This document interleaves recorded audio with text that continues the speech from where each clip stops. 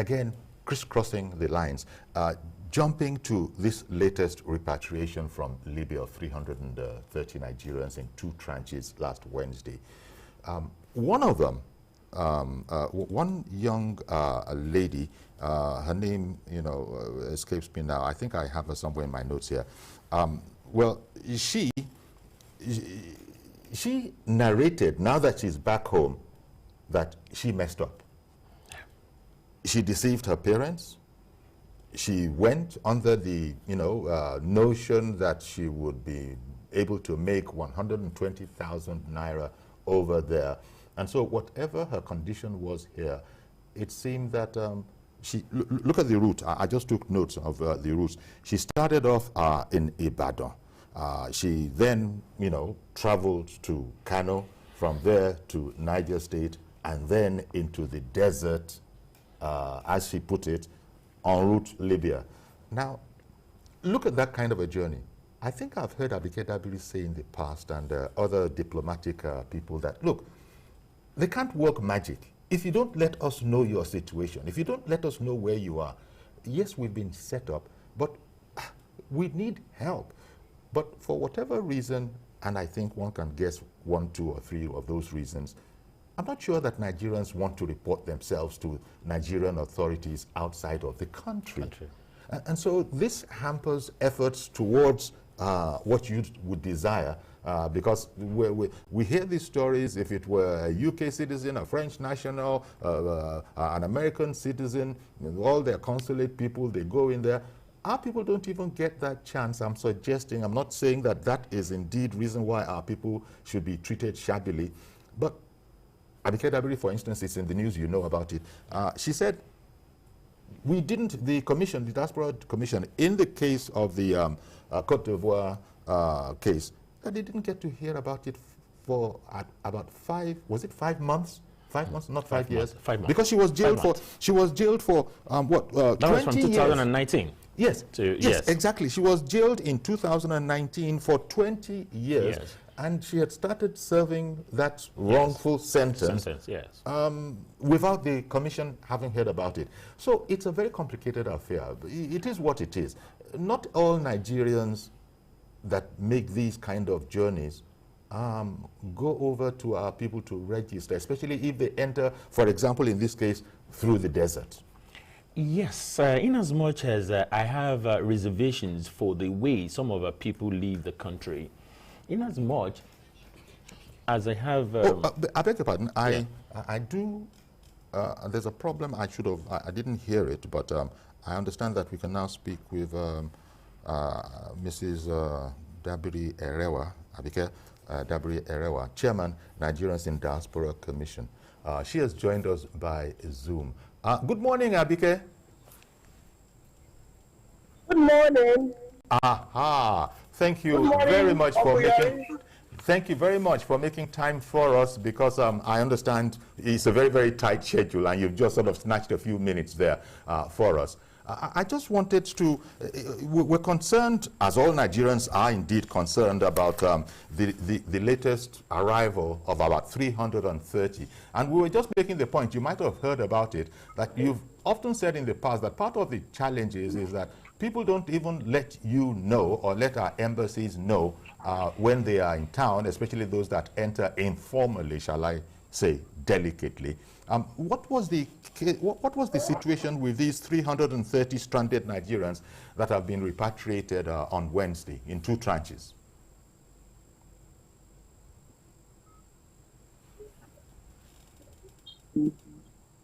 I lost you. Okay, I was wondering if you could give us some background to the 330 stranded Nigerians in Libya, their arrival on Wednesday. I don't know if you heard me say that. Okay, sorry, because it's going to be a very tight thing, but let me pick what I heard. Let's start with the Libyan returnees. Number one, you consider it's been handled by NEMA, an international organization for migration. So it's not really a NiDCOM affair, but we work with them.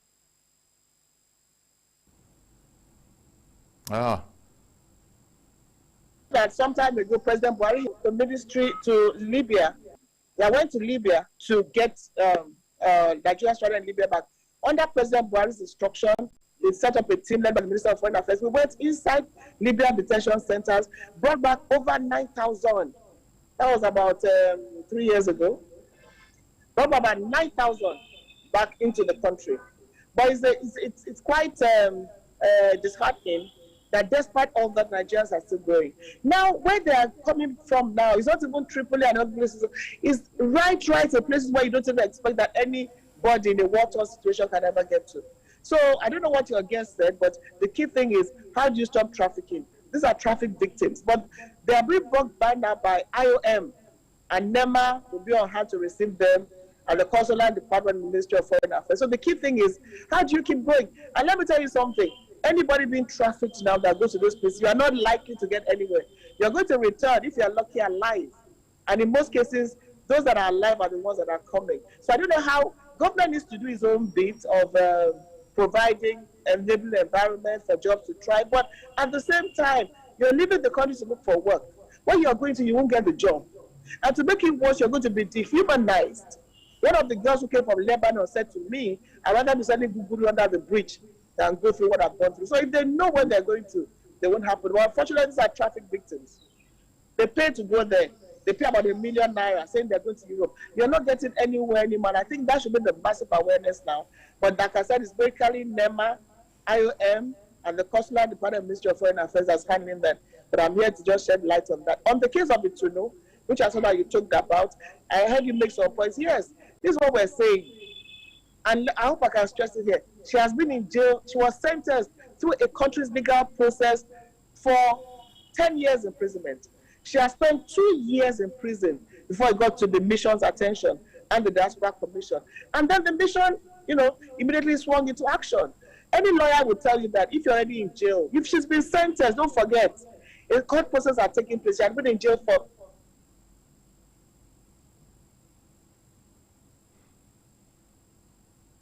listen, this is not fair. Went ahead and appealed.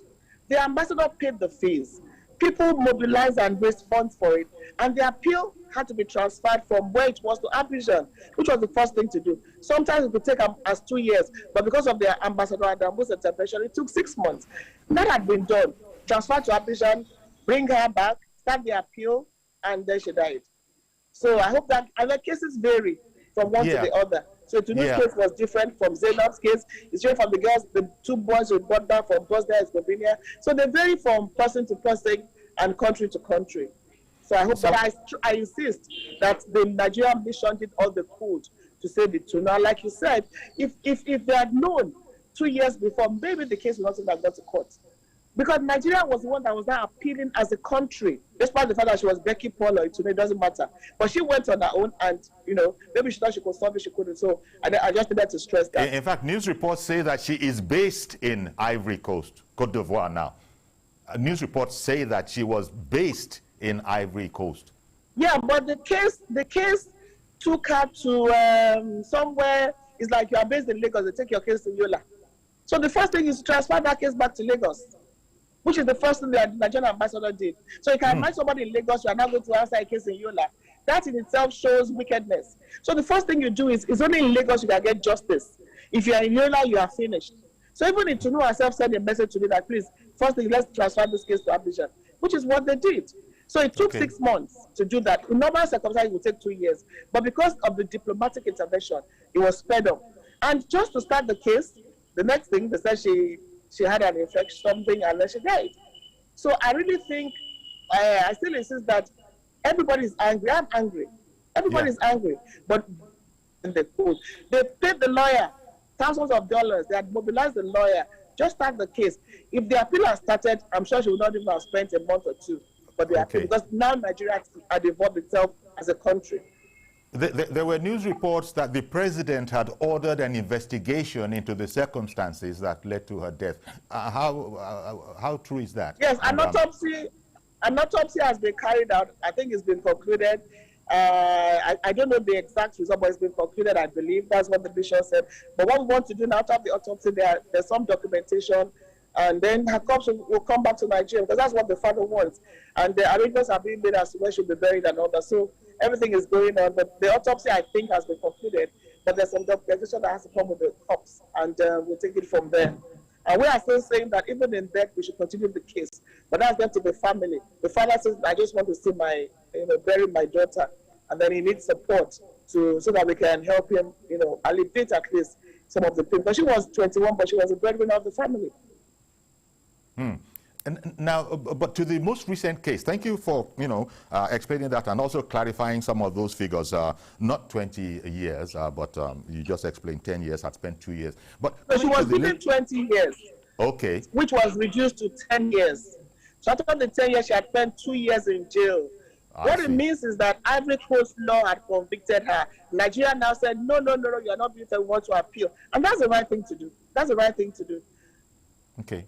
Such a pathetic story. But coming to the latest 330 stranded people, you've just explained that they were trafficked in any case. So that probably, adds a bit more, Philip, to what I've heard, organizations like yours, like embassies say that they don't,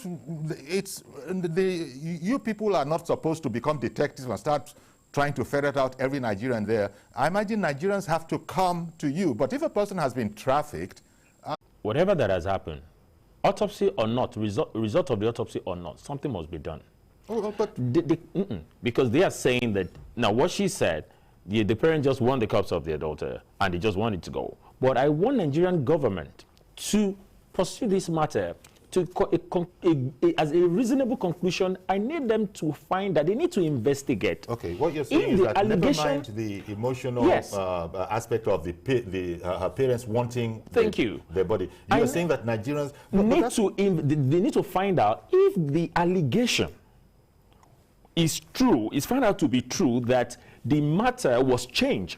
That because the DPO, the suspect was a cousin and the story changed and she was wrongly sentenced. All of these will come out, I imagine, in the investigation that the that is what I'm has saying. ordered. Yes, and that is the reason why I need that to happen. After the investigation, then whoever that is found culpable should face the wrath of law. Okay, okay. Even over there in Côte d'Ivoire. Meaning that is where the diplomatic power, armor of Nigerian comes in. Okay. To insist that they want to pursue this matter to the reasonable conclusion. Whoever that is culpable must be punished. Because when other countries, when they see your actions, when they see what you do, they will be careful to deal with your people anyhow. But when you just let it lie and everybody is quiet about it and no result has come after this whole thing, it will continue, Uncle Yori. Okay, I hear you. But I don't know. Abike, can you hear me now?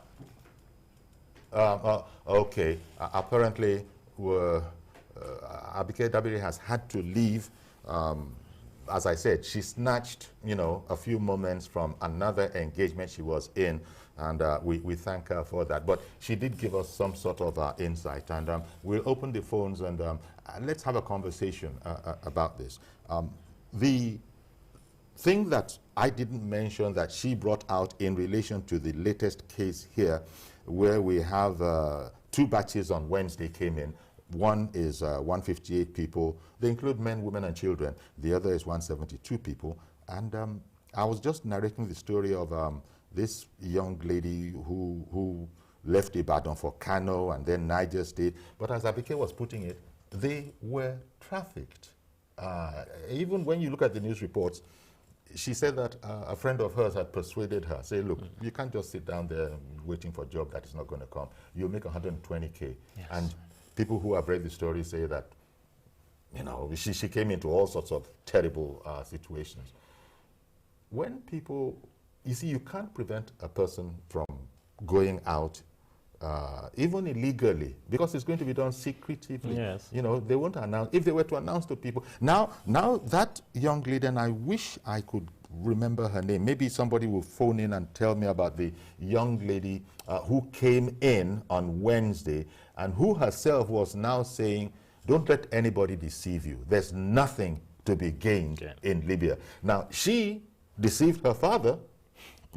She took the 800,000 naira by her own account that her father had provided for her to start a business and used it. This was her own testimony, and she was saying that she now needs to say that, in fact, she even said it, it's not until you are out of your whatever, I don't know that they call them agent, go and bring him to come and bill you. That won't bill them with 1.2 million each. She had to now work for 2 million yes. to pay these people back. Yes. And We just have a problem on our hands. Not every person who is suffering this hardship goes to these lengths, but there are a few, and it's unfortunate because they seem to be left to their own devices. It's unfortunate that this happens year in, year out. It does, no matter what the warning. Yes. Look, I don't have problem in people sojourning, going out of, the country to go to other places to sojourn and all, but now how you go matters to me. It does, it does. Now, some of them, there's a package that whoever that the traffickers that is taking them out, there's a package they give them.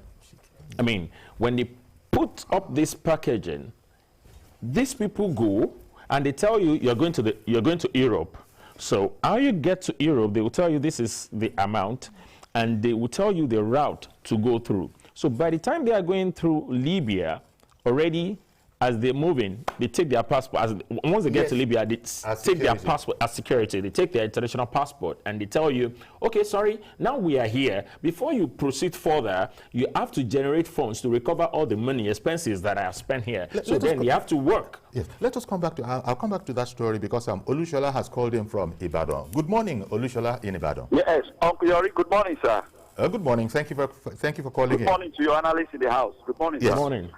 Now, Uncle Yori, you see, one of the challenges we have as a nation is that we need to find out the problem that is making people even to engage in all this trafficking, number one. Number two, people trying to look for greener pasture in other parts of our country. If our economy is okay and our country is well governed by our leaders, there's no need Nigerians going out there. Then, secondly, our leaders, for this one, for this girl, Babalola Itunu, they need to go to the nitty-gritty of this matter and make sure that we try to come out with a substantial reason why this issue has happened, and that punishment should be meted on people that have done this dastardly act on her. I believe something in my spirit, that her spirit will not rest. She will as well want people to fight on her behalf. She will have a rest in wherever she has gone to. Good morning and God bless you all. Thank you very much. Indeed, thank you very much for that call. It's, you were telling the story. It's well, he's wanting justice because even if they were abroad wrongfully, you don't pay the ultimate price for that. And that's why he's saying from Ibadan. I was about saying that, but when we moved to the other one, so that's the reason why I did. Because, look, whether wrongfully, because the question I wanted to say, okay, what about the ones that are there legitimately? We're talking about the ones that are going there wrongfully or they have immigration issues or something, but what about the ones that are there legitimately? Now, we're talking about diaspora and the embassy, all of them finding out 5 months to a debt. At the point this girl started leaving, as at the point the issue came up, as at the point they changed the narratives and they turned the game against this lady, as at the point this lady went to court and she was jailed, who were the Nigerians? They were there because I believe that every country that we have our people, they have the association. They have Nigerian, in fact, different communities and all that. So what did they do? Now, the question now is the Diaspora Commission, the embassy of each country, because we have embassy in all these countries, the embassies, the High Commission or whatever, the ambassador there. So what do they do? What is their relationship with the Nigerian with the Nigerian presence communities in those areas? Because if they have good relationship with them, I doubt if Itunu's matter will come 5 months to a death. Okay. While she was serving prison terms already. I just found that the name of the Nigerian lady, the young lady who was telling us about deceiving her father is Omoni. Okay. Mr. Okpara, good morning, sir. Very good morning. Thank you for holding on. And good morning to the guests there. Good morning. The thing here is that if the head is good, the bottom will be okay. If our country is good, there is nothing that will hinder and make somebody to go out of this country. God has not blessed us so much here. And what we are having, our leaders have made them a living hell. I have traveled like this because I have traveled abroad. I tell you, the country has no 1% of what you have. They are living fine. The youth that God has blessed with everything here. The leaders have need to be a literal hand onto Nigerians. What is that? When the father does not take care of the children, what do you expect others to do? They will maltreat you. Okay. It has not happened twice. What come out of it? Nothing. Especially look at what happened at Indonesia last time. What is the result today? Nothing. It is the problem we are having that we are no way taken care of in this country. They have no good plan for Nigerians. So that's why people are going away. Please let us make here comfortable for Nigerians. And let our leaders respect Nigerians. Go to prison. Go to prison here and see. Many people standing try to. All right, Mr. Kwara, thank you very much for calling in. I've got to go on a quick break now, but please stay with us. We'll continue this conversation and taking your calls to hear what you think about this whole situation. We'll be right back.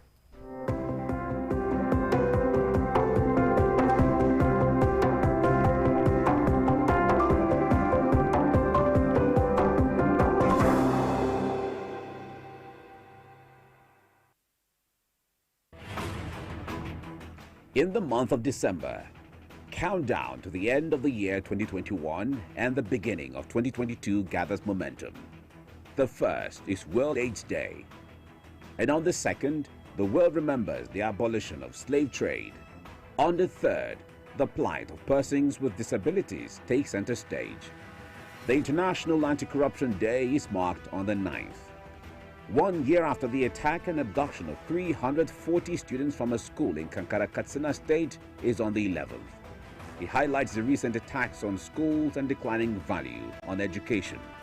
The 20th will mark 22 years after the OT massacre. How far have the people moved on from that sad incident? From the 21st, a review of events that shaped 2021. Stay with TVC News.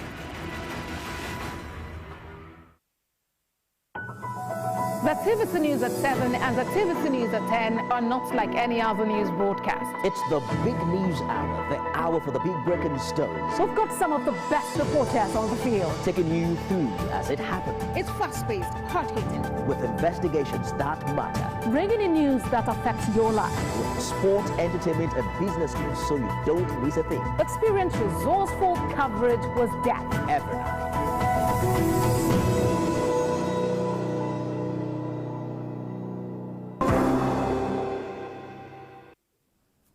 Okay, welcome back. The problem has flared up again. Nigerians in diaspora. In this case, we're looking at West Africa, but it's happening all over the world.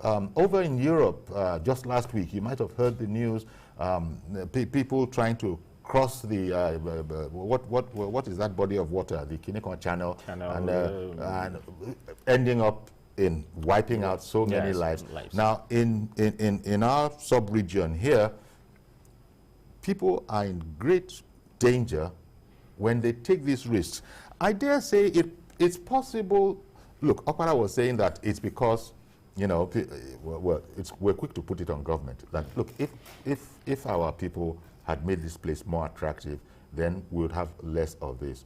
Be that as it may, but we still will travel. Our people. Tayo from Ilorin, did I hear? Is it Tayo or Ayo? I didn't hear properly.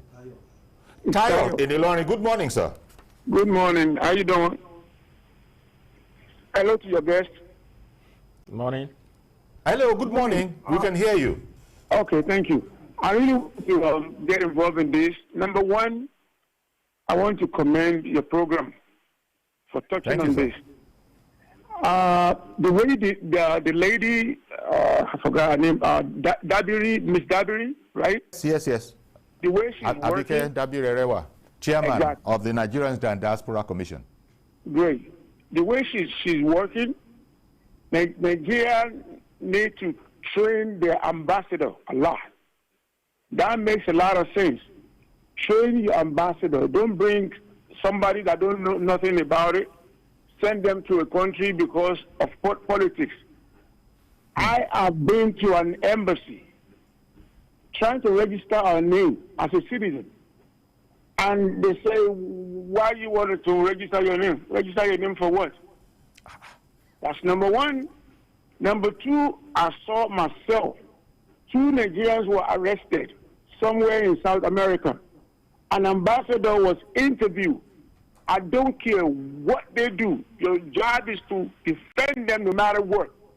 And the man said, you know, the country is very, very tough, and they just try to find. Arrested for a fake passport, and yet you are admitting that the fake passport is Nigerian passport. How can you, an ambassador, admit that?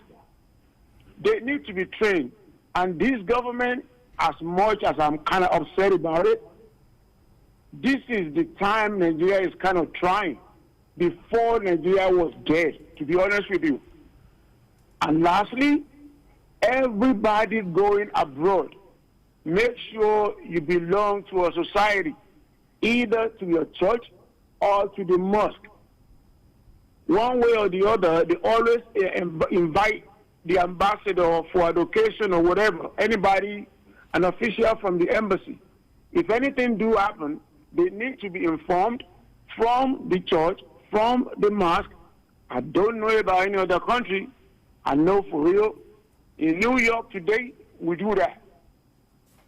So please, when you go out, either your church, whatever it is you're doing, please register. Make sure you belong to a society. Thank you very much. Thank you very much for making this call. And I think it's an important thing, because if people are going to travel, they need to understand that, look, there are certain, quote-unquote, housekeeping aspects that you yourself need to take care of. You need to jump-start the process. It's okay. But Tayo there criticized the quality of training of some diplomatic staff, you know, and he feels that, because he even cited his own example, that he presented himself to do what we're saying people should do, and because of the level of knowledge, dare I say it, over there, those ones were saying, for what? Register yourself for. Oh, it's not a laughing matter. But you see, because I think people need to just hear it, because maybe from hearing programs like this, you know that there are things you can do. Now, one, you want to travel. Two, you need to register yourself, especially, you know where it's important to register yourself. But what do you now do? Maybe that's another step. If, as was Tayo's experience, they say, so what? You are here. Why do you want to register? That's a problem. Yeah. But it was good to hear that. It was good to hear that. But 330 people, thank God they are back. It could have been a lot worse. Omoni explained that it's there, but for the love of God, she could have been one of those fatalities that we're talking about. Did I hear Emmanuel is on the line? Good morning. In Otukpo, Benue State. Good morning, sir. Good morning. Good morning to your guest. Thank you. Good morning. This issue of illegal traveling, Nigerians going outside without papers, I think we need to address it. And the country needs to be serious with it. We cannot rationalize what is not correct. If you want to travel, travel with the right papers. If not, to make yourself a cheap victim for the countries where you go. Now, it is only when it backfires like this that we hear. The number of people that cross successfully the Mediterranean to get into Europe, when they cross over, they are heroes and heroines. We don't know. We don't get to know. But when it backfires like this, they bring them back like victims or like captives of war. See, we have to lay serious laws concerning this issue. Many of them go willingly. So they agree to go, they consent to the injury. And we cannot continue to shout power when they come home in this manner. So please, let us address our fellow Nigerians. Home is golden. We are kings in our home. Okay. God bless Nigeria. Thank you very much. Now we're talking about 330 Nigerians being repatriated. The point is, it's embedded in there that there might easily be 3,000 Nigerians out there, and only these 330, because there are all sorts of people that, in fact, there are people who would even tell you that they're doing well in Libya, that are Nigerians. But then Maybe they are not trafficked, maybe they are trafficked, maybe they found their way. But I guess especially the youths who they know that what they're doing is a bit unconventional. That's why they're going via the desert. Nobody wants to travel via the desert, but they know that, look, it doesn't matter. Whatever, let me endure. No pain, no gain. Yes. I can't sit down here. That refers to the point that I was making earlier. We heard Abike, and she said in 3 years, they brought in over 9,000 people, stranded Nigerians in Libya. In 3 years, 9,000. Now, we are hearing about 330, I'm sure, even only over time. I'm sure that's a slim percentage. And while these 3 years we talked about that they were bringing in people, I'm very certain that a number of people were still leaving this country to go to the same place. Of course. Since Gaddafi died, Libya has not had a government to say, okay, this is the government, because they have different segment, different militant, different whatever that are running the show in Libya. Maybe this election that is coming in, maybe things will be properly done, and probably Libya will get themselves back. But as we speak, it's been like that. So when you go to a particular country like that, so you'll find out that this militant are the one doing this, that militant, so you may not even know where you falls in. The one that they said 50 people were kidnapped, another, it could be another group entirely. Now, which government does Nigeria really want to relate with in Libya? No, I'm sure those ones are non-state actors. I am positive. These ones are non-state. I beg your pardon. Can I take Chris, who has called in from Kaduna? Good morning, Chris. Yeah, Uncle Yeri, how are you, sir? Very well, sir. Thank you for calling in. Yes. I find it very awkward for Nigerians who move into other countries where they don't even know how to speak the dialect or the language of that country. How do you make ends meet in such a country? You go to a country where you don't know their culture and you want to make a living and say you want to make a fortune. I don't think I can't go to China. But I suppose it's a sense of desperation. Chris, I think it's a sense of desperation for them to overlook these important points you are making. How can we be desperate in a no man's land? I don't think we should please bring back our home training where you wake up, you know where you are coming from and where you should be going to. Not just go to somebody's country and become a slave.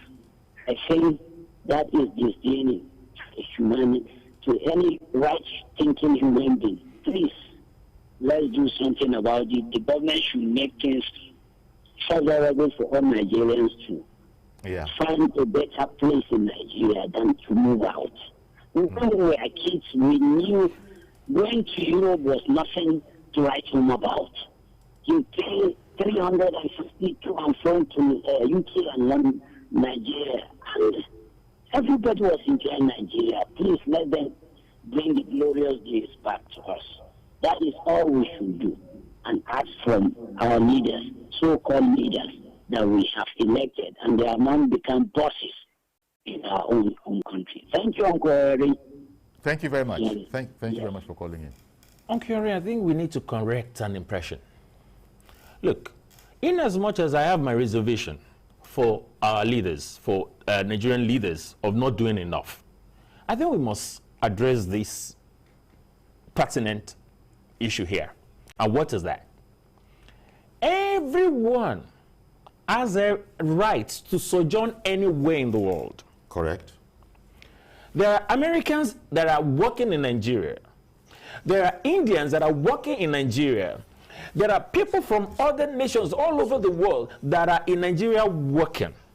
Now, so the issue of, yes, Nigerian leaders should put the country in, yes, people will still go, whether your country is fantastic or not, and people will still sojourn. They will go out to work.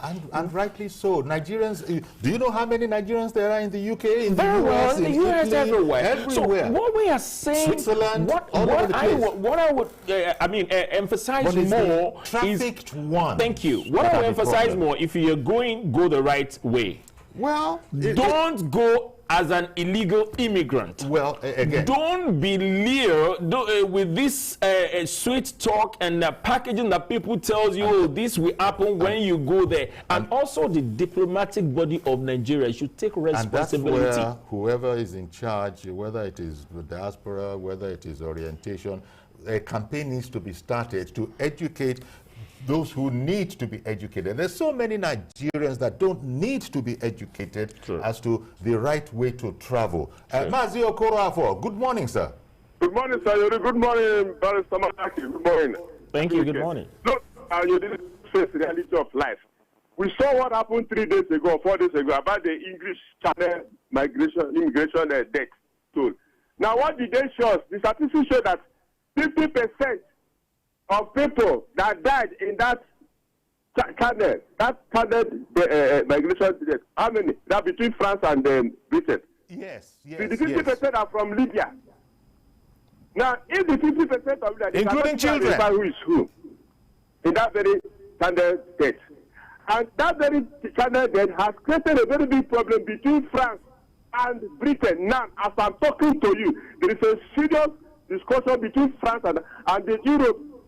The European countries are along with France because they said that the border level was so porous. That was why those things have been going on. Now, you ask yourself, how many Nigerians are there? Now, we are talking about how much are they paying there? They said that 3,000 pounds, UK pounds, 3,000. Convert 3,000 pounds. Now, you have such an amount of money. Instead of to sit down in Nigeria and salvage your life, salvage your situation that you are going to give somebody 3,000. Now, you ask yourself, Jawiri, where did they get the passport? Is it not from immigration office? From Nigeria? How did they get to Libya? Is it not through motor or through bush track? Where are the security agents? The borders are so porous. Let us not blame government or blame Nigeria themselves should be blamed because Nigerians are out for quick money, sharp. As long as sharp money continue going on, talking about economy. Look at what is happening in Afghanistan. People are dying outside because no house. People without money to pay for houses, they are being thrown out. They are dying on the street and they are hiding it. So what are you talking? I hear you. Also for parents and guardians, take care of your children. If you have resources, you born many. If you don't have resources, you born only 1 or 2 or highest 2 or 3. That is Thank you very much, But as long as we continue blaming, we are just wasting our time. Let us know. If you like, pray from that. It will not. If you like, do fasting and fast, it will not help the station. I hear what you're saying. Thank you very much for calling in, Mazi. But you see, I think every Nigerian is entitled to a passport. And a lot of people see a passport, which is a travel document, as a passport to success and having made it. And so people who are entitled to a passport because they are Nigerian born, they get this passport because Mazi was saying, where did they get the passport from? It doesn't really matter. They're entitled to it. Immigration is not supposed to ask you, now, what do you want to do with this passport? So this is a problem. When they go, you see what I'm saying? It's not a simple issue. It's not a simple issue because they can simply, almost demand, but they can apply for a passport, and they will get it. When you now turn around and go and do, nobody expects that if you have a passport, you're going to be journeying across the desert with your passport, unless you happen to be an explorer extraordinary. Those are even the ones that struggle good to get a passport. Some of those people, traffickers, are the ones that get those passports for them. Some of these traffickers. Yes. They obtain, it's a business. Yes, it's a syndicate. It's a business. Thank you. Let's hear it from Ada in Jos. Yeah. Good morning, Ada in Jos. Good morning, Mr. Yori. Good morning, Ada from Jos. It's really sad the way things are going, I don't want to say that it's because life is hard in Nigeria. That's why people are going out. The way they're going to, most of the places they're going to, like Libya and the rest of them, is even tougher than Nigeria. I think it has to do with a breakdown in family values. There's so much moral decadence. So we should start from the family. If the family plays their role the way they should play it, I don't think this will happen. Right now, as I'm talking to you, I have people who don't have a job and all that. They didn't decide going to Libya and the rest of them. So it depends on the control you have, Yeah. So that is it. Then another one is there's so much greed this insatiable nature of man, you know, there's nothing wrong, just like I just said there. No matter how rosy anywhere is, even if Nigeria has everything, people who can still go elsewhere, you know. You have the right to go there. But what I hate is this illegal aspect. And I thought that if they don't know, they listen to it. Even this program you're running now, even though like just, deaths and all that, they listen to it. But tomorrow you hear that they're off again. Even these people don't want to have been repatriated. It's a burden on our government in the first instance. And you know what? I'll tell you something. They are foreign missions. They're not well funded. They're inadequately funded. There was one case that happened like that. The girl came on radio, one of the radio Nigeria programs. She told us she was trafficked, and then when she discovered that it was all lies and all that, then she now ran away from the people they took her to, you know, where she was working as a slave or whatever. And then she ran to the embassy. And then the embassy said they cannot listen to her until 5 days. She told them that she has nowhere to go to. You can't believe it. Yeah. That was the one that I got pissed off, you know. Then they said they cannot keep her there, you know. So she now went into the street and she was raped. You know, so what are you talking about? You know, there is a problem. In Nigeria, how are we treating ourselves here in the first instance? You know, so they should also fund them too. They have a problem too. And then this thing, they should have a way of checking it. It has become one too many. I'm telling you, it's becoming embarrassing. God bless you. Let's not give up on this country. Thank you very much, Ada, for calling in. Things have changed. Go back in the day to when Nigerians didn't need a visa to enter the UK, for instance, until relatively recently. But then things got tightened up. And people maybe of our parents' generation, they used to walk into the UK just because they were citizens of the Commonwealth. And a lot of Nigerians took advantage of that. Yeah. It's not everybody who went to the UK that became a lawyer and a doctor. True. It's not everybody at all. It doesn't matter. They felt at the time that just let me go there, things will be better. And so they go, and a lot of Nigerians are there in the UK, there in the US. But then they've tightened things up, and they can't go to those places. I imagine they wouldn't be treated as poorly as they are treated in Libya, for example. Yeah. But they can't access those places anymore. So in this desperation, they still have this notion that you go abroad, you've made it. This erroneous notion. Now, Omoni was among those who were saying that don't let anybody mislead you. There is nothing to that. So I suppose Ada was saying the sense of values, morals have dropped. Let's see if we can put in Garba. Good morning, Garba in Makurdi. Good morning, Uncle Yori. Good morning, sir. Yes. I want to tell Nigerians, there is someone that I know very well. He's doing well, telling Okrika in Makurdi here. All of a sudden, he have a friend. The friend is living either in Libya or in one of these countries. He called him, persuade that young man. That young man get land, sold his everything. As I'm speaking to you now, he's gone there. I lose his contact. If I try his line, he's not going there. He's not going through. Whether he's alive or not, only God knows. Desperate journey. He cannot through in jail. I'm telling you, he sold his land in Makurdi. He's coming from East. He's an Igbo guy. Good friend of mine. Chikobi. He is there, sell the land, stop that Okrika business, move. As I'm talking to you now, 2 years, I cannot get him. Either online or on social media. No. I don't know whether he's alive or he's not alive. Only God knows. So I'm telling you, Nigeria, if you are doing well in this country, manage what you have. Forget about Eldorado that are telling you there that you never see. Manage your life there that you are doing. One day, one time, you will get there. Yeah. Don't be desperate to make money. How about I say Lagos? Indeed. Thank you very much. Well, exactly. People just need to be safe. There are people from all over the country that come to Lagos. Lagos is the owner abroad. Maybe I should tell people that the UK, that somebody has spent 10, 15 years and is not coming home, not because he had money, because he has remained the same for 15 years. Yeah. And the shame will not let him come back home. So it's not. And in the process, he has become a citizen. Very well. Well, a citizen, for whatever that is worth. Homeless, a citizen, and that 15 years, you could be here and translate it to something positive for yourself.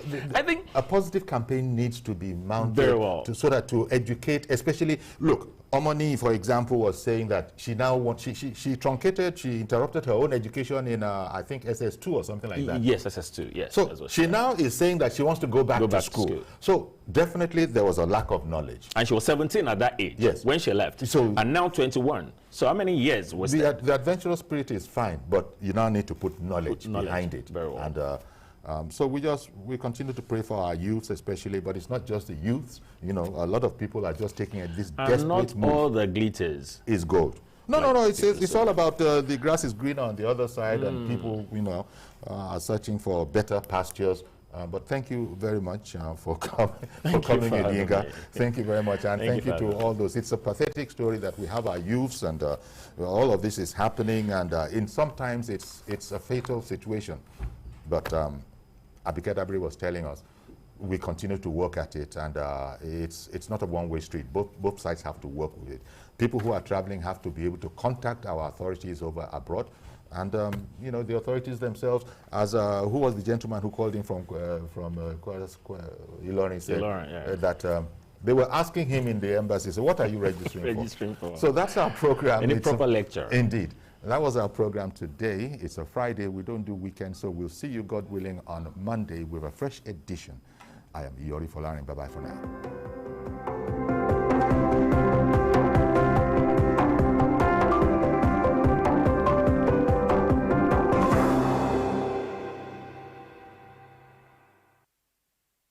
The following is a paid presentation by ShopX TV. Do you have pots, pans, and appliances taking over your kitchen? A different one for roasting, grilling, heating, and serving? They take so much space, and you're always left with a cleaning disaster. Well, now you can replace all of these with this. ShopX TV is excited to introduce the new Copper Chef Wonder Cooker. It's a roasting pan, Dutch oven, stockpot, air crisper. It's the world's first extra large non-stick multi-cooker that has 14 functions. Cook on your stovetop and in your oven. It replaces every pot and pan in your kitchen. Lock the lid into place and it becomes a Dutch oven, sealing in moisture and flavor inside. Wonder Cooker is made of thick cast aluminium. Look how much thicker we are to the competition. That means it is durable and lightweight. And our innovative stainless steel induction plate on both sides heats the pan quickly and evenly with no hot spots, so you can sear meat in a flash. And because you're cooking with Ceramitech, our innovative ceramic non-stick coating, nothing sticks. Even this burnt-on sugar is no problem for Ceramitech. Ceramitech is heat resistant up to 850 degrees and is 100% chemical PTFE and PFOA free. The stainless steel induction plate makes it perfect for any surface: electric, gas, ceramic, and induction.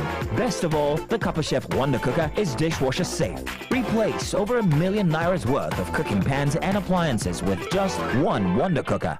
Incredible! The Wonder Cooker is this year's must-have kitchen item and is now available in Nigeria exclusively from ShopX TV. Look, this Dutch oven is a lot smaller, costs over 260,000 naira and only does one thing. But for the Wonder Cooker, you would not need to pay 260,000 naira, not even 160,000 naira. Order now and get the Copper Chef Wonder Cooker for just 75,950 naira. But wait, it's our Black Friday season here at ShopX TV, so order now and get the Wonder Cooker for not 75,950 naira, but just 56,960 naira. That's 25% off. Amazing! And there's more. Order now and will also include the amazing copper crisper. The secret is its elevated non-stick mesh tray that allows heated air to circulate around 360 degrees of your food. This is a 20,000 naira value item, but is yours for free when you order. And we're still not done. Order now and will also include a tempered glass lid and 2 extra large deep fry baskets, perfect for fries and chicken. Incredible!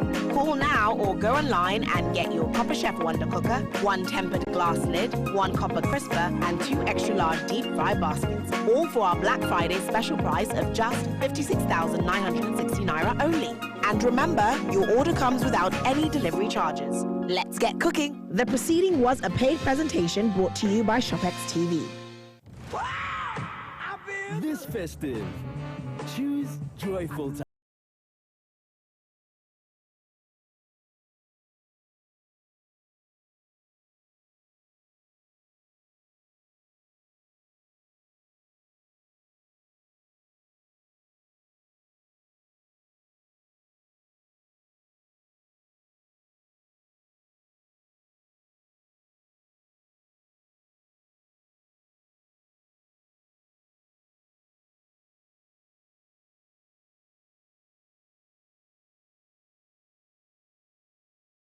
Playing the drums. And to go large, choose drama for days. Love.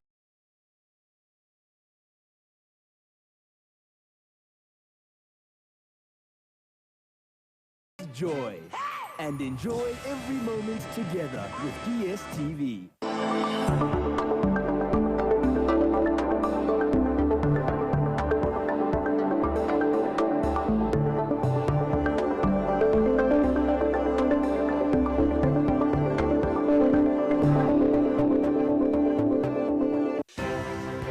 At TVC News, wherever the big news story is happening, we're geared up to break it. TVC News, first with breaking news.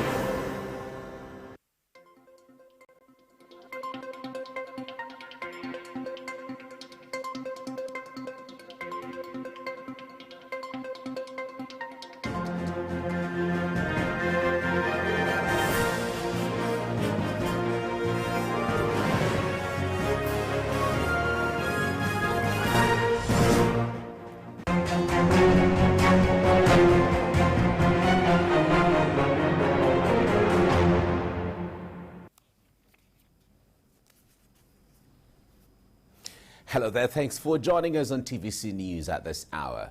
We'll begin this hour with the report of a new COVID-19 variant which is spreading panic across the nations. The new COVID variant identified in South Africa is the most heavily mutated variant so far and is now radically different to the form that emerged in Wuhan in China. That means vaccines which were designed using the original may not be as effective. And some of its mutations are known to increase the ability of coronaviruses to spread. The confirmed cases are still mostly concentrated in one province in South Africa, but there are hints it may have spread further. Other countries that have confirmed cases of this variant include Hong Kong, Botswana, and Israel. But the UK taking steps to curb the entry of this variant into their shores. England is banning travelers from 6 countries in southern Africa. Countries including Germany, Italy, Israel, and Singapore have also restricted travel. Meanwhile, experts from the World Health Organization are due to meet in South Africa this month to discuss the heavily mutated variant. And bringing updates from the Nigeria Center for Disease Control, the agency reported 65 new cases of COVID-19. Not the new variant, of course, now taking the country's total number of confirmed cases to 213,883. Lagos recorded the highest number of new infections with 20, followed by the Federal Capital Territory with 12 cases and Kaduna State with 11. So far, 207,094 people have been discharged, while 2,975 people have died from COVID-19 related complications.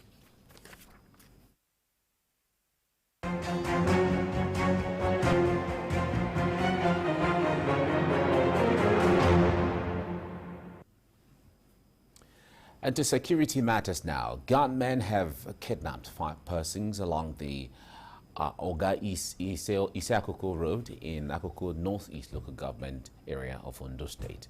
The abductees include the principal of Oga Community Grammar School, Joshua Adeyemi, his vice, Ifedayo Yusuf, and 3 other teachers in the school. Reports say they were taken at gunpoint. The incident happened on Thursday afternoon as the victims who were traveling in the car were rounded up and taken into the forest by the attackers. One of the victims, a pregnant lady named as Blessing Okeke, was released by the abductors due to her condition after she had trekked for over 1 hour in the forest. She had alerted the families of the victims, who then reported the incident to the police. Spokesperson of Ondo State Police Command, DSP Fumilayo Odulano, who also confirmed the incident, said a team of policemen have been deployed to the area and are combing the forest and the entire vicinity to rescue the remaining 4 victims and also apprehend the kidnappers. Police and other security agencies have been mobilized to intensify surveillance and patrol in pursuit of criminals. The Minister of Interior, Rauf Aregbesola, disclosed this at this week's ministerial briefing at the Presidential Villa in Abuja. The The minister says this is not only in response to the attack on passengers on the Kaduna-Abuja highway, but due to the approaching season of festivities. Mr. Aregbesola also confirmed that the security agencies were also moving to tackle the issue of bandits and criminal bodies who had taken over administering some areas in the country. He promised an improved response to all those challenging the sovereignty of Nigeria in whatever form. While appreciative of the successes and gains being made by all the security agencies from the Armed Forces of Nigeria to police and intelligence organizations, as well as other security agencies, it's of the belief that more must still and should still be done. But he commended all of them for the progress we are recording on all fronts. The president was particularly happy with the fact that a free and fair election was made possible by the INEC and our security agencies, and that is a good assurance.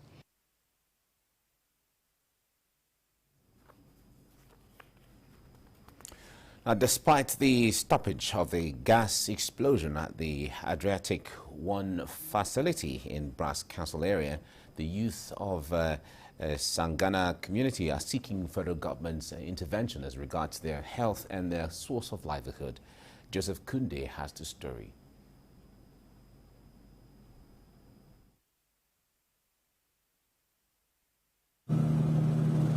In a fleet of speedboats, visibly the satisfied youths of Sangana community of Brass Council area take their protest to Auntie Julie, a convoy control center, as regards the plight of their survival following the gas explosion at the Adriatic 1 facility that occurred on the 31st of October. We made frantic efforts to complain to the state government. We made frantic efforts to complain to the federal government, but to no avail. So what can we do? We have to come to this place for self-help. This is the facility that does the spill, and our fishes are dying, even still counting.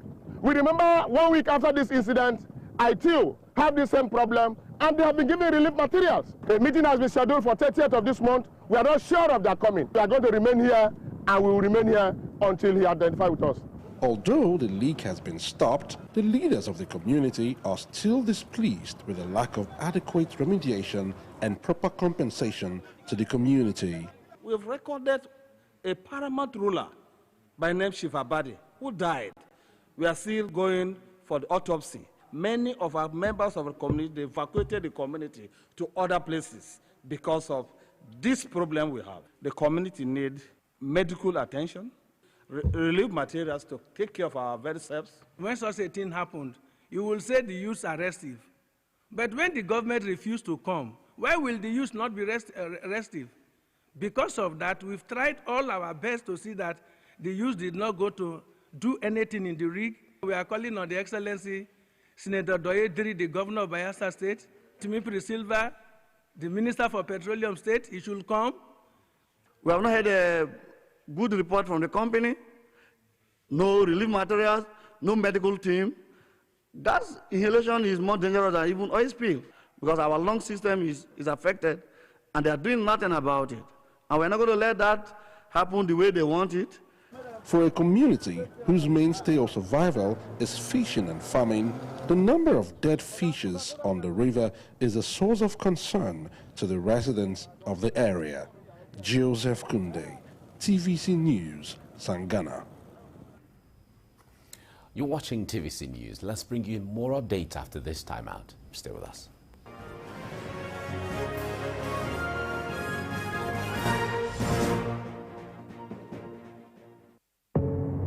Doubt and fear doesn't occur at the canvas, it shows in the canvas. It shows the conation of raw earthen material slabbed, stroked and molded at a pace provided by the doubt and fear. Every move way in the struggle of one to the other, merging the past to the present, brushstrokes of colors seen but not known.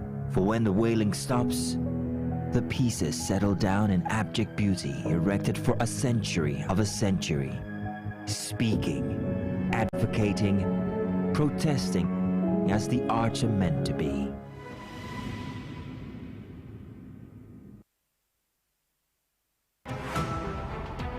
Every major news story is with many perspectives and layered with different levels of impact. Hello. What time did this happen? We will be right there.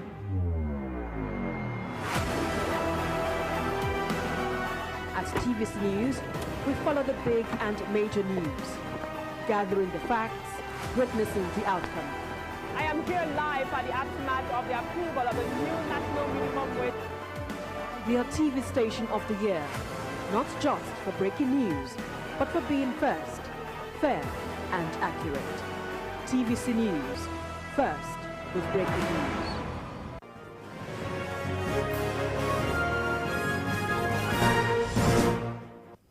You're watching TVC News.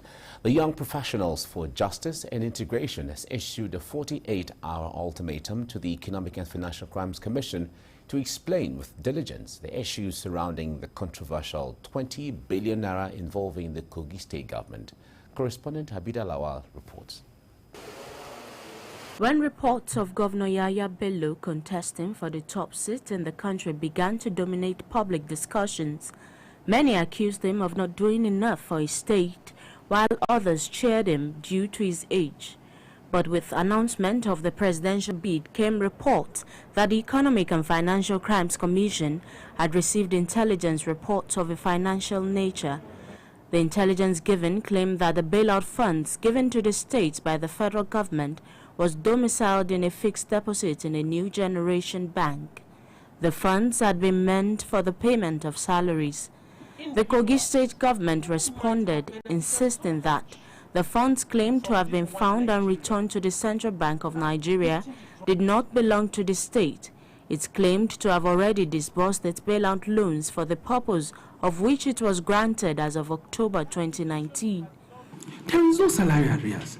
The conveners of this briefing are insisting that the EFCC come out with a true position of who owns the 20 billion naira, backed with verifiable evidence. This is why we have taken time and spent resources to research this allegation and hereby request the EFCC, if it is acting in the national interest, to consider the following and address Nigerians within its finding within 48 hours. FCC does not need to belabor itself embarking on a media trial at all, but it should publish the account opening process and the account mandate of the Kogi State government. It is common knowledge that for such an account to be opened, an approval is obtained from 1, the Federal Ministry of Finance, 2, the Debt Management Office, 3, the resolution of the Kogi State Executive Council, 4, the resolution of the Kogi State House of Assembly. The EFCC has gone ahead to publish on its official website that the Central Bank of Nigeria has acknowledged the receipt of the sum of 19,333,333,333 naira 36 kobo recovered from the Kogi State salary bailout account. Abida Lawal, TVC News, Abuja. The Northeast Development Commission is seeking 5% value-added tax and the Ecological Fund to enable them develop the region. Managing Director and CEO of the Commission, Mohammed Al-Khali, disclosed this in a stakeholders meeting with the Northeast Caucus of the National Assembly. The Commission also presented a 10-year master plan on the stabilization and development of the Northeast region. National Assembly correspondent TJ Suadeoye has the story. The Northeast Stabilization and Development Master Plan is designed to serve as a roadmap for the rehabilitation, reconstruction and development of the Northeast region, ravaged by more than a decade-long insurgency. The Northeast Development Commission intends to use this as a strategy to alleviate poverty and promote prosperity in the region through transformative projects and programs. At this interactive session with members of the National Assembly's Northeast Caucus, the managing director of the commission tells members that more funds are required to rebuild the Northeast based on their 10-year master plan. The MD says the commission is seeking an increment to run its operations effectively and efficiently. Once the master plan is developed and approved, any activity by any MDA or any other international partners should be part of the master plan, or should something which is already provided for, except if there are any exceptional cases.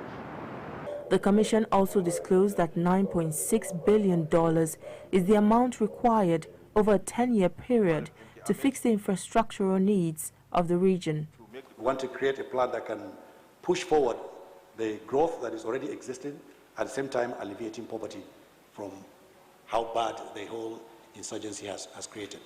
The Act stipulated that this process is supposed to be done in two parts, which MKM has already highlighted: the baseline studies segment and the master plan segment. The baseline is supposed to establish extent of damage and the needs assessment of the region.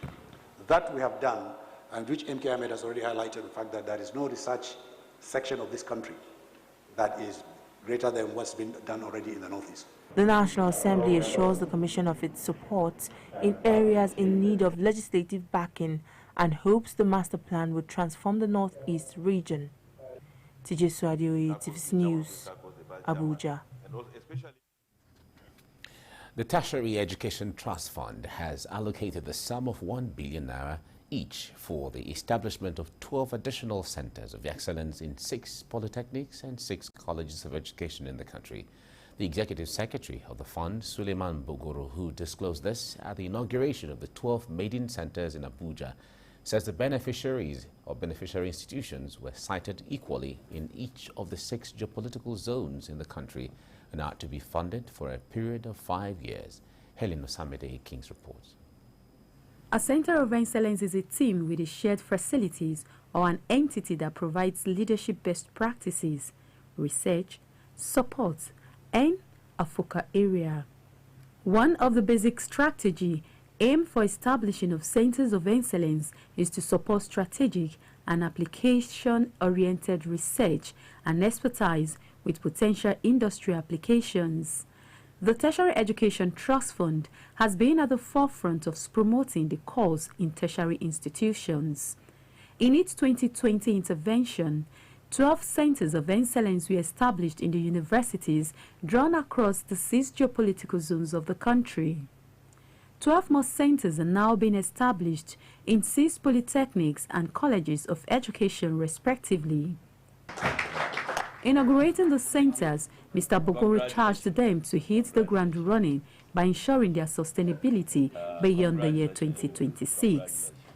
Institutions will have autonomy to implement their own institution-specific proposals, which encompass the following elements. 1. Enhance capacity to deliver national high-quality training to address development challenges. 2. Enhance capacity to deliver applied research to address the national development challenge. Each selected institution is expected to implement its own approved TCOE with the objective of addressing a specific national development challenge through preparation of professionals, applied research, and associated outreach activities to partners, especially community services. Selected polytechnics are to focus on technical skills development and entrepreneurship education. Helen Osamede Akins, TVC News. Residents in Abuja are worried the rising cost of food prices, fuel and commodities will negatively impact on their celebration of the Yuletide. They also want the federal government to curb the issue of insecurity across the country as things have gotten out of hand. Miriam Mohammed has the story. Security and stability are very crucial to a nation's development. But food is now becoming a luxury to many Nigerians due to prices spiraling out of control due to inflation and insecurity. A report by the National Bureau of Statistics shows that an average Nigerian lives below $1 per day. This is evident on the salary structure of both federal and state governments, where minimum wage is 30,000 naira per month. Most residents in Abuja are now seeking urgent intervention into what is fast ballooning into a food crisis before it's too late. They want federal government to ensure security, create more jobs, and pay realistic salaries in order to solve the problem. And they're going to enforce it. Emeka Okengu, an economist, encourages citizens who want to travel for Christmas to make alternative plans for their families due to insecurity. Be a period of sobriety. If you must travel, let's only do essential travels. Okay, and with the social media and with the technology, you can actually do face talk with somebody we can see. Ibrahim Abdullahi, a tailor, explains that most people would rather buy food to eat than buy new clothes for Christmas as times are hard. Food, what your family will eat before we talk about clothing. So that's why things that's why they are not coming up, and they are even complaining about it that things are very expensive in the market. At Garki Market, most traders and customers refuse to speak on camera as they are angry with the economic and security situation across the country. But after a few minutes of persuasion, Sandra Atta, a resident, decided to air her views. She laments that economic situation has gotten worse. The family, you have like 3 kids, how are you going to feed? Just one fish, you understand, is 1,000 naira, and a family of 4, how are you going to prepare? And there's no money, there's no job. Most residents are worried that the hike in fuel and price of gas will negatively impact on their plans to have a wonderful Christmas. I want to buy 12.5 kg and it's so going for 8,000 naira, meaning from 3,700, 3,600 thereabout in the space of 3 to 4 months. I'm buying that same commodity for 8,000. I don't even agree that more than it already is. Here in Garki Market, traders and residents are not happy with the hike in prices of foodstuff and other commodities as it has affected the preparations for the Yuletide season. Maria Mohammed, TVC News, Abuja. With that news, we come to the end of the bulletin now. Stay tuned for more update at top of the hour. Have a great day ahead. Bye now.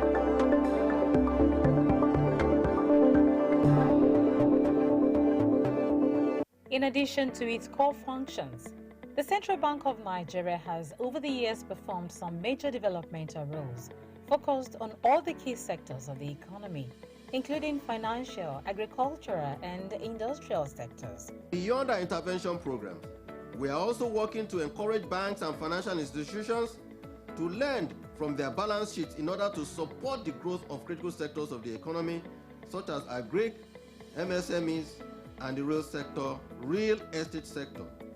Join me, Oluyemisi Dada, as I bring to you weekly news highlights, exclusive stories, in-depth analysis of the monetary and economic policies and intervention initiatives of the Apex Bank.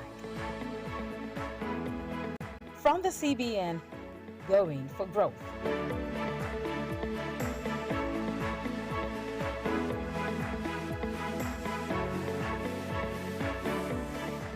So, all in favor say aye.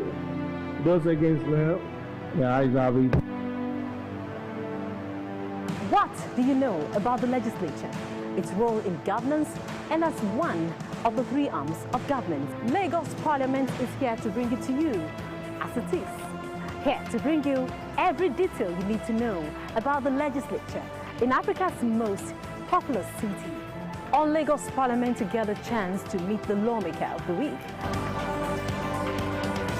Events are critically reviewed. You can also observe plenary in Yoruba language. I am Abimbola Agbebi. Join me every Friday at 9 p.m. as I take you through the activities of the legislature.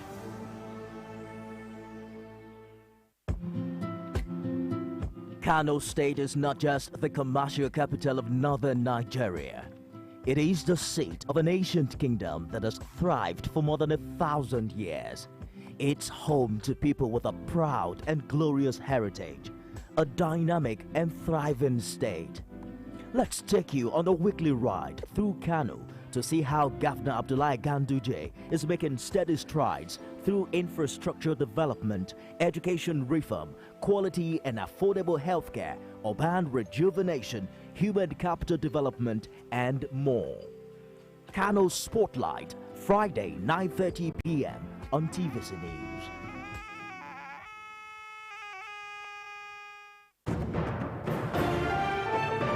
From fishing to farming, from oil and gas exploration to exploitation, from environmental pollution to eventual degradation.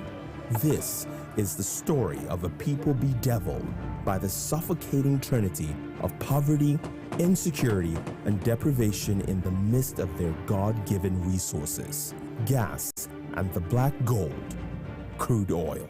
Inside the Niger Delta is an adventure into the lives of the Niger Delta people and their continuing struggle for a better tomorrow, where we take you on a journey through the creeks and streets of Nigeria's oil-rich region inside the Niger Delta with Mamode Akuga, the authentic voice of Nigeria's oil-rich region. Every Wednesday at 9:30 p.m. and every Saturday at 8:30 a.m. on TVC News.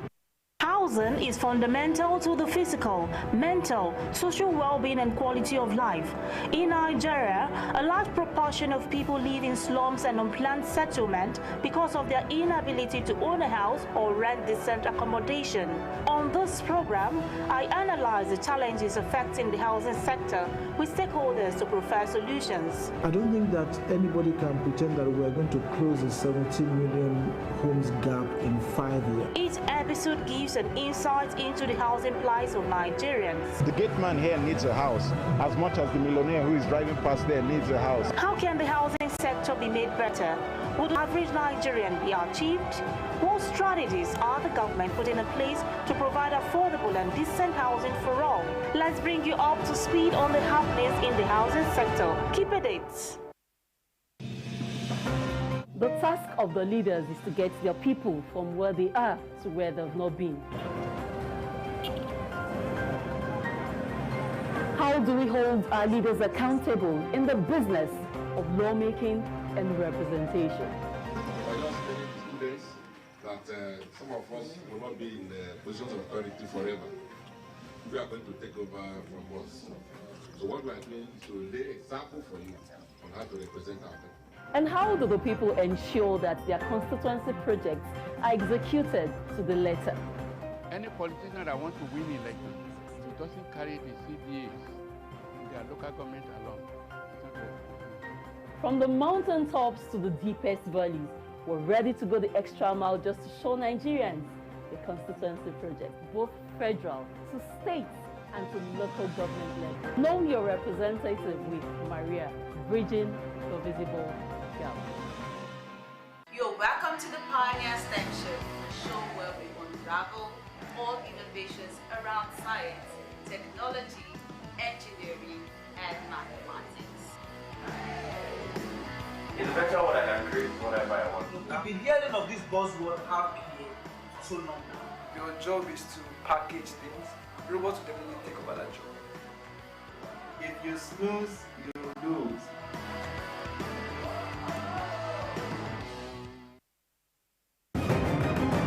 It is time for consolidation of recovery efforts in Borno State, devastated by years of insurgency and terror. From security to education, health, agriculture, infrastructure, and housing, every sector has continued to bear the stamp of Zulum's visionary leadership. Join us on Borno Restoration as we track, showcase, and analyze developmental strides of Professor Babagana Zulum and his overwhelming care for the vulnerable. Borno Restoration on TVC News every Saturday at 8 p.m.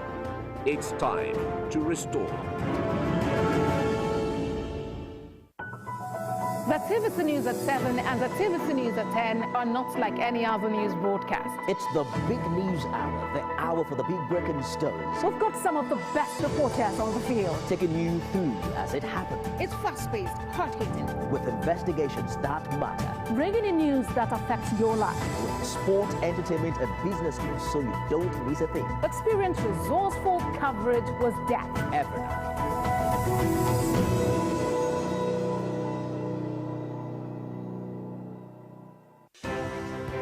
At TVC News, wherever the big news story is happening, we're geared up to break it.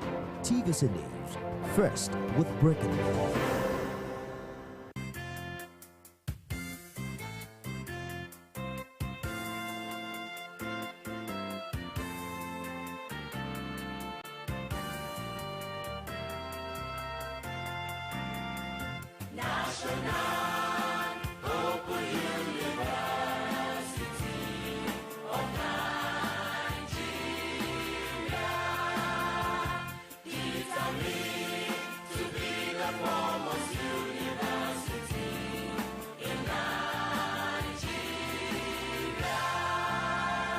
Hello, good day. Welcome to another edition of the program NOUN Update, where we spotlight activities and programs of the National Open University of Nigeria. I am Lulu Banko. Today, we will be bringing to you the Student Week organized by Abuja Model Study Center. This program is aimed at bringing students together to interact with each other. We also spoke with the organizer of that event, Mrs. Hawa Ben Hiriki. She is the Deputy Registrar, Abuja Model Study Center, who will be giving us highlight of what the event is all about and what it is intended to achieve.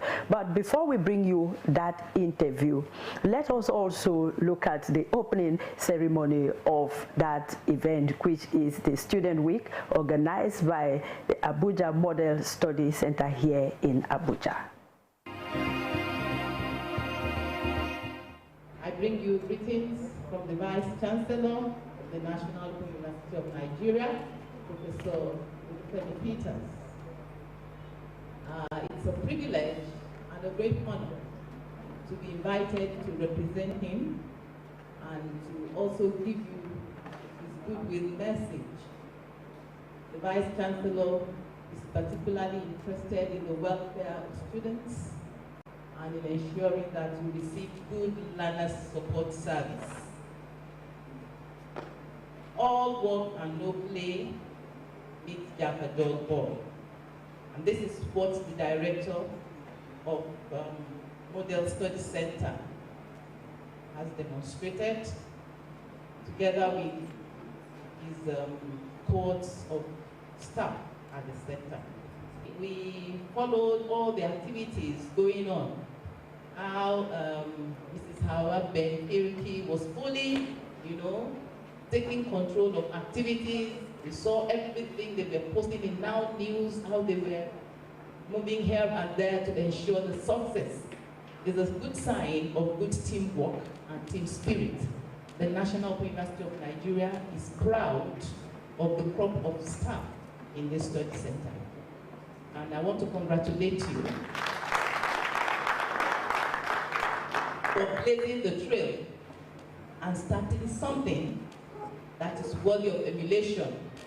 And I'm sure that other study centers will be willing to copy so that our students will have good understanding of the system and also have social interaction, because it's very important. I hope during this week, the students will be able to learn not only academic matters, but also socially interact with one another. And also, the study center will be a better place for us to socialize and to learn. I have seen that today you have a public lecture that is going to address the role of students in the digital economy for nation building. I want to encourage you to be involved in all these activities where you need to learn, where you need to extend the hand of fellowship to somebody, do so. Where you need to lift the spirit of somebody else, please do so. Participate in these activities, learn how to strengthen and improve on your character, because you are going to be found worthy in learning and character by the time you are done with your studies at the National Open University of Nigeria. This interactive week is to help you to strengthen your character so that by the time you are done with your studies, you'll be found worthy in all that it requires to earn the certificate of a university like ours, the National Open University of Nigeria. On this note, I want to, on behalf of the Vice Chancellor of the National Open University of Nigeria, Professor Olufemi Peters, declare the now Student Week of the Abuja Model Studies Center open. Thank you. I attended the Conventional University and I worked in Conventional University.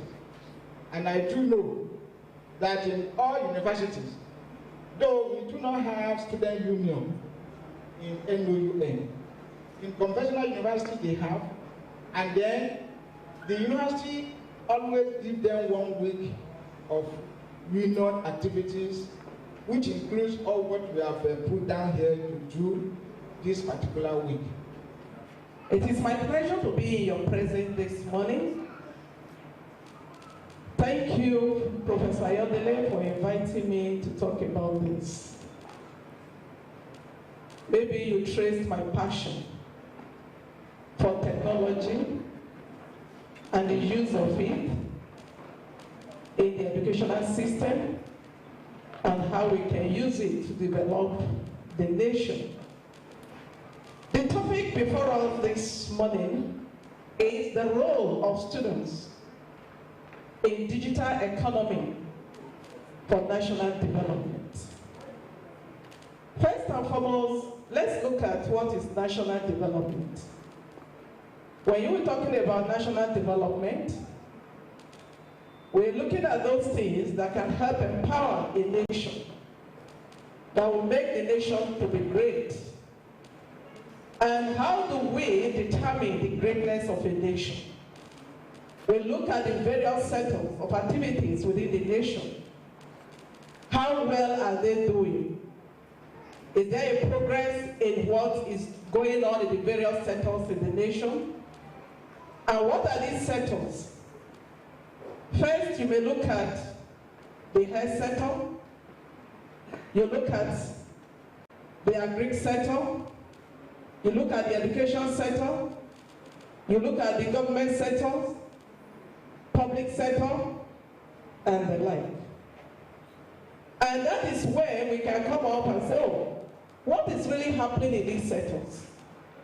We could remember as far back as early 2000, we started seeing that the quality of education in Nigeria has dropped. Now, some people look at the quality in the area of curriculum. Others look at the quality in the area of delivery. That is for education. Now, what have we to say if I ask us? Because of that mindset, we take delight in traveling abroad to earn our education. To most homes in Nigeria today, what do you find? They feel that you have achieved when you are able to send your child to a foreign country to school. It's an achievement. I don't know if it is an achievement. We could answer that ourselves. Now you come to the agri sector. I know so well also, I will mention the institution where I actually took cognizance of this. You know, those in the agri faculty, they have these green jackets they wear. Their lab coat is green. While those in the other sciences, they wear white. But you find the students in these areas, they are not always comfortable coming to the public putting on that were hiding it. Why? Because Agric at the time was relegated. Again, if you want to become a creator as a thinker, you want to become an innovator as a thinker, never you give up on yourself. Hello? Never you give up on yourself. Because if you have planned, say, I'm just going to do this, it may not go as fast as you thought. It won't go as fast as you thought. Resilience, patience, you need it to break even. With this, I want to wish you a joyful student week. And I do hope, after now, we'll start thinking entrepreneurially. Thank you. That was the opening ceremony of the Student Week organized by Abuja Model Study Center here in the Federal Capital Territory. It's now time for our interview with the organizer of that event, Mrs. Hawa Ben Hirki. She is the Deputy Registrar, Abuja Model Study Center. You have a Student Week coming up, and you are the organizer of that event. Can you tell us about it? Okay, thank you very much. Some time ago, we were discussing with my director, and we're thinking of how to make, the students belonging. Let them have a sense of belonging, because this is not, a conventional institution. So he came up with the idea that should we do something like a student week? When he said so, I said yes, that would be fine. So we discussed it at the study center management level, and that was how he gave us the go ahead. Yes, the go ahead. And well, I love doing things out of the ordinary. I love such challenges. So we started, adding flesh to the, this one will bring up this, bring up that, and that was it. Then, by the time we came up with some of the suggestions, it was so fine, so we decided, okay, we can't do that without the go-ahead of the management, especially the Vice Chancellor. Okay. So we all went, met the Vice Chancellor, kind of courtesy visit. So when we tabled it, he said, that's excellent. He said, how do you plan, to raise resources for it? Okay. So we told him, anyway, we'll try. So he said, okay. He gave us the go ahead. So we also met the registrar, all the management team, and they okayed it. So that was it. And well, it's been hectic, I guess. Hectic. Now, what are the highlights of this event? Okay, I have a program of events before me. Okay. First of all, we said creating sound mind in sound body. Because if the mind is not sound, we won't get the best out of our students. So the first day we have lectures, symposium, very interesting topics. Then we have sports, both indoor and outdoor games. The second day we have debates, spelling bees, talent shows, health talk, and medical outreach. Okay. Yes, we are inviting, doctors, nurses, to come and attend to us, checking vital signs, and then doing eye check, free. Okay. Yes. Then we have football. Interfaculty. I was going to say, if Eyimba was going to be here too. Now it's just interfaculty. We have 8 faculties in the university. So they will be competing among themselves because we are targeting that at the end we want to give what we tag as the VC Cup to the winner. Yes. And then we have cultural day. Yes. It's a 1 week. It's a 1 week, 5 day. Monday to Friday, from 25th to 29th. It's a 1 week affair. Yes. So what exactly do you intend to achieve with this? Okay. Like I said earlier, these students, they crave to see how they can actually interact amongst themselves and even interact with the staff. So we feel that with this program, there's not going to be one protocol, you know. We are all going to flow together. Yes. So they will be able to express themselves. They will, you know, we have talented students, and apart from that, we feel that at least those, you know, in the conventional university, we there are so many things that go on the campus. Yeah. Now this is an off-campus institution. Yes. So, but within this 1 week, from morning till evening, you know, they will have that gap a little bit, you know, filled up, so that they will feel that yes, at least university, I mean, it's something interesting. Yeah, so like I have the kind of stories like from those in conventional universities used to have. Yes. Now, the students that you are expecting, are they just the Abuja Model City Study Center students, or other students can also participate? Okay, as for the competitions, we, being the maiden edition, we did not reach out to other study centers. But I'm sure from the second edition, yes, we are planning to involve all the study centers in Abuja first. You know, subsequently, even other universities, not just limited. So it's going to be big, and that's our dream. Yes, that's our dream. Now, you also talked about medical outreach. Is it for the students or maybe communities within the study center? Okay, the medical outreach will involve as many as can come to this campus during this program on that day. That's then within the communities? Yes, because we've sent out invitations.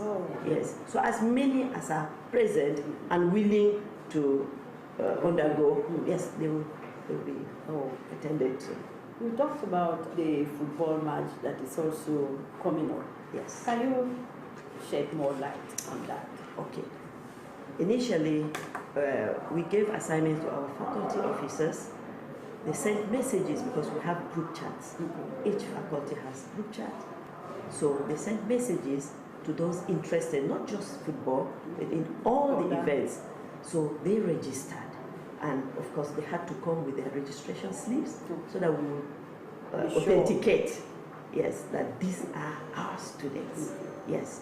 So those interested in football, they indicated. So we looked at, you know, like as at today, there are about 2 faculties that have 1 or 2 representatives. Yes. So we are still trying to see what we're going to do with those faculties. But other faculties have already made above a team. Yes, a team of 18. Yeah. Some have 15, which we feel we can make do with. So we are going to do, you know, we will give them, we schedule the matches. They will, you know, play among themselves. And then have fun. Yes, yeah. So as much as possible, then quarterfinals, semi-finals, then finals. Yes, finals will be on that Friday morning. So I'm seeing this cup here. Yes.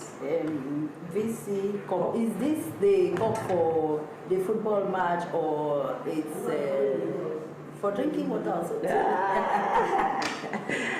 This is the cup we plan to give the winner of the football match. Yes. We tagged it VC Cup. For now, we can make do at least with just a cup for the winner. Yes, I'm sure in subsequent ones we'll be able to provide more. Yes. We also have a medal. It's a medal for, what is this? Yes. Okay, this is just a sample. The gold medal, the winners, like in chess. You know, there are some games that's necessary. Okay, that means there are a lot of games. Yes, there are a lot of games, but not all of them will have medals. We have certificates of participation that will give some of the winners of some of the events. Okay. Yes. So these are all at least outlined, planned for those that will win, you know, so that at least they will go home with something, you know, alongside maybe 1 or 2 souvenirs I will give them. Yes, yes. Okay, like this is like a certificate of participation, meaning that. Yes, for this certificate of participation is specifically for those that will win during the cultural events. Yes. Yes, at least I'm sure there are some groups that will perform and everybody, of course, will testify, no, this is outstanding. So if they should go home with something, you know, to then laminate it and then keep it. You know, yes. So that you have invited. Can you give us insight into some of those people that you are looking at that will grace the occasion? Okay. We invited some medical doctors. Okay. We invited some nurses. Even our students that are in medical field. Yes. Okay. We invited them. They will come with all their apparatus. So yes, so that it's time for practicals. You know, we invited some of the chiefs around. Then at the headquarters, we invited our management team, our staff, all. We didn't limit it to just a certain category. Then our graduates too, we've invited them. Yes, we told them they should come on board because at least this time for them to even have opportunity to talk with those that are and encourage. Yes, you know, let them share their experiences with the present students so that they will really, you know that yes, it's worth it. So we didn't limit it to anybody. It's an open invitation. Yes. Now, as we prepare to round up, there are still people out there who are having doubts about the Open University. There are the employers of labor and then parents also who think that, okay, children should just go to conventional universities. I think you have a word of advice for this category of people. Thank you very much. You know, anything that is new, there's a way people don't easily accept it. But I would like to tell the audience out there that National Open University is not just an institution. If you look at our course materials, it's a crop of professionals that sit, you know, as a group. Not just one person writes our course materials. It's a crop of doctors where as you read, it's as if it's a lecturer that is talking, because you have, you know, questions will follow. You know, it's so simplified, and it's something that an average student will be able to flow with. And I always tell people that National Open University is not an institution where the dollars can come and not at all. In fact, if you are just an average student, you have to tighten your belt to be able to pass, because you don't have lecturer to go and bribe to meet for one thing or the other. No, you have to be hardworking. You have to really read, study hard, so that you assimilate. You have to have it up here for you to be able to pour it out there to pass. And I would also like to talk about our students. We've been hearing great testimonies, so to say, reports from the law school. Yeah. It was a battle for us to have our law graduates go to law school. In fact, they had to write a kind of preliminary exams again to qualify to go to law school. Yes, majority of them passed. And not only passed, in fact, my dear, if you go to the law school in Abuja, you will hear how they are performing there.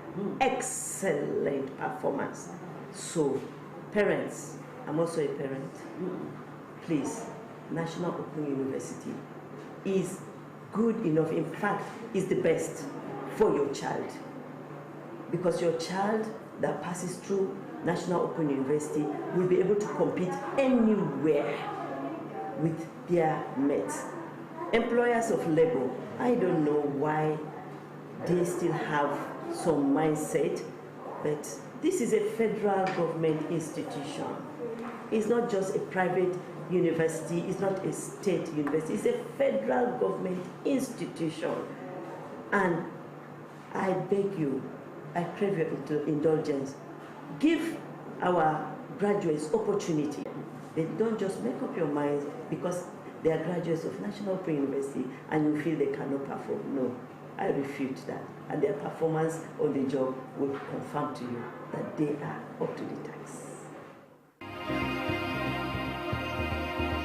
Up next is our feedback segment. These are some of the questions that our viewers are asking, and we have responses to some of those questions. We will not be able to take all of the questions because of time, so we'll just pick a few of them, but in our subsequent edition, we will continue to bring you as much responses as is possible.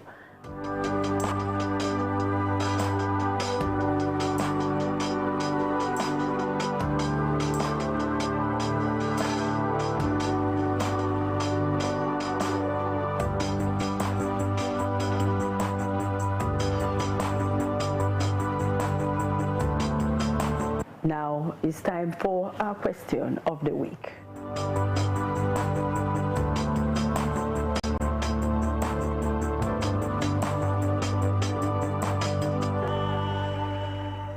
That's how much time we have on the program today. Don't forget to join us again next week for another edition of the program. I am Lulu Bangkong. Bye for now and enjoy the rest of your day.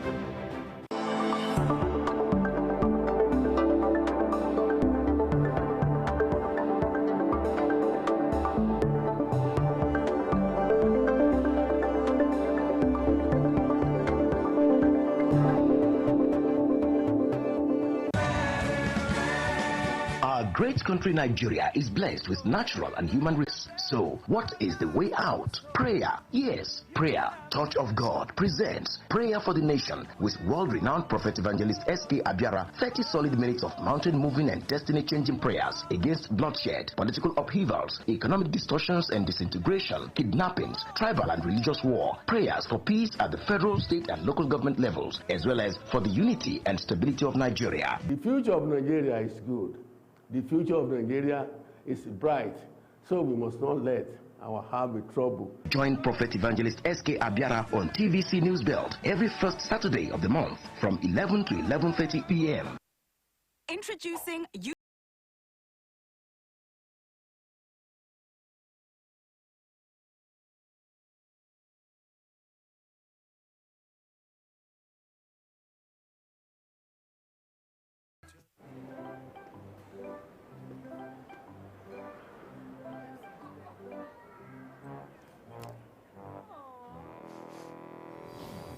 That's not a big deal. This is a big deal. Get the year's biggest deals at the Jumia Black Friday sale.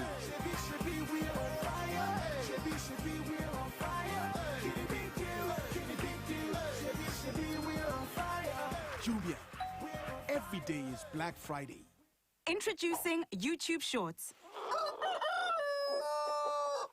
Watch and create short videos on the YouTube app. The shorter side of YouTube. YouTube Shorts. TVC Communications, Nigeria's leading independent broadcast company, has been officially designated as a great place to work. Over the past 3 years, we have transformed our workplace into one which is respectful, caring, rewarding, and provides great benefits to all our 500 employees. We thank our team for giving us the chance to show that partnership between employer and employee really works. TVC Communications, officially designated as a great place to work. Now, the only broadcasting and media company, not just in Nigeria, but throughout continental Africa, to be fully certified. TVC Communications, a great Nigerian company, a great Nigerian place to work. At TVC News, wherever the big news story is happening, we're geared up to break it. TVC News, first with breaking. 65 new cases of COVID-19, not the new variant.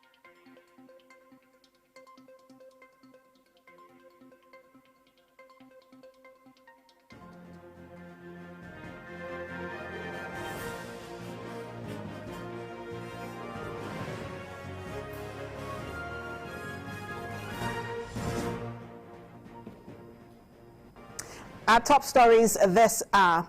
Emergence of new highly mutated COVID variants leads to imposition of travel restrictions on 6 African countries. Insecurity on the rise as 10 persons killed in Plateau attack while gunmen abduct 5 persons in Ondo State. And out to Nigeria, clashes recorded in Turkey and Mexico as protesters demand end to violence against women. And in sports, Chelsea host Manchester United at Stamford Bridge in feisty clash.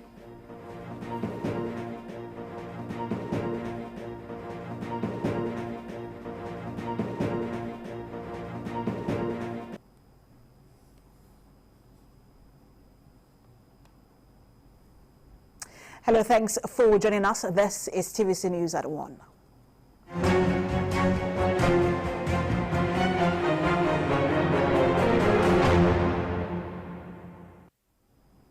And to our coverage of the COVID-19 pandemic, the emergence of a new COVID-19 variant has led to short borders and nations banning flights to curb the entry of this new variant onto their shores.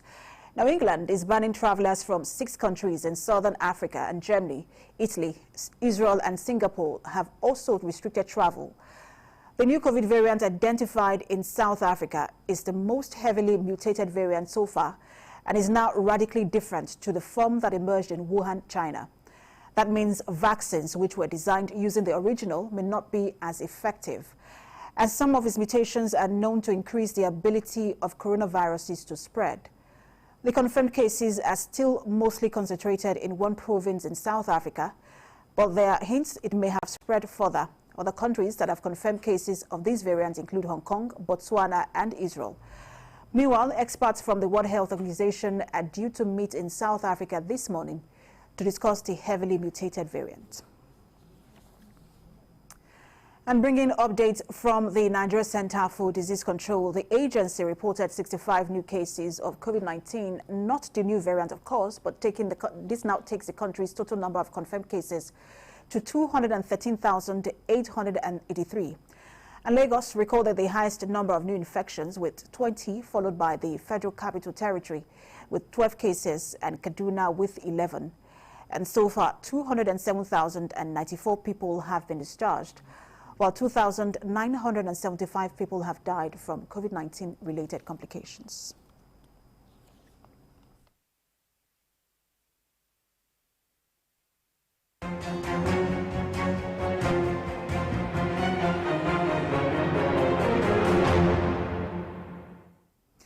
And now to security matters. Unknown gunmen have attacked and killed 10 locals at Tagbe village of Miango district in Bassa Council area of Plateau State. Eyewitness confirmed to TVC News on phone that the attack, which took place earlier Friday, also left several persons badly injured with houses and other property burnt down. This latest attack is coming barely 4 months after Jebu Miango was attacked, leaving more than 50 people killed and property destroyed. In Ondo State, gunmen have kidnapped 5 persons along the Auga-Ise-Akoko Road in Akoko Northeast local government area. The abductees include the principal of Auga Community Grammar School, Joshua Adeyemi, his vice, Ifedayo Yesufu, and 3 other teachers in the school. A report say they were taken at gunpoint. The incident happened on Thursday afternoon as the victims, who were traveling in a Toyota Corolla, were rounded up and taken into the forest by the attackers. Now, one of the victims, a pregnant lady named as Blessing Okeke, was released by the abductors due to her condition after she had trekked for over 1 hour in the forest. She alerted the families of the victims, who then reported the incident to the police. And spokesperson of Ondo State Police Command DSP Fumilayo Dunlami, who also confirmed the incident, said a team of policemen have been deployed to the area and are combing the forest and the entire vicinity to rescue the remaining 4 victims and also apprehend the kidnappers.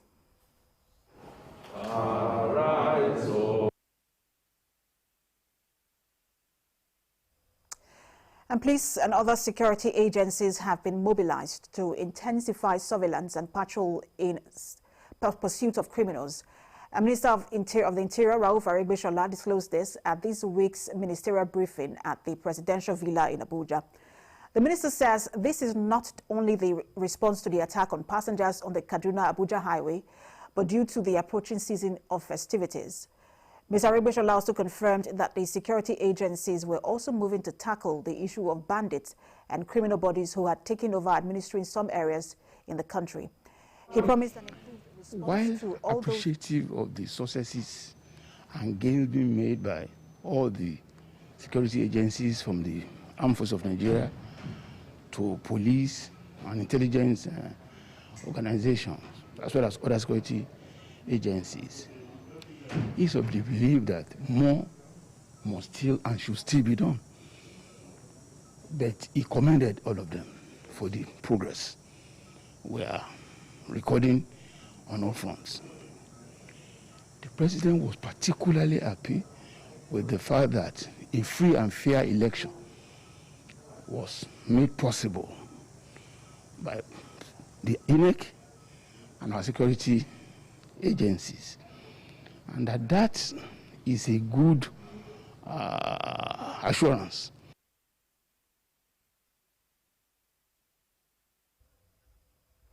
And joining me now to talk about the rising insecurity in the country is a security and intelligence consultant, Abu Adams. Good to have you join us.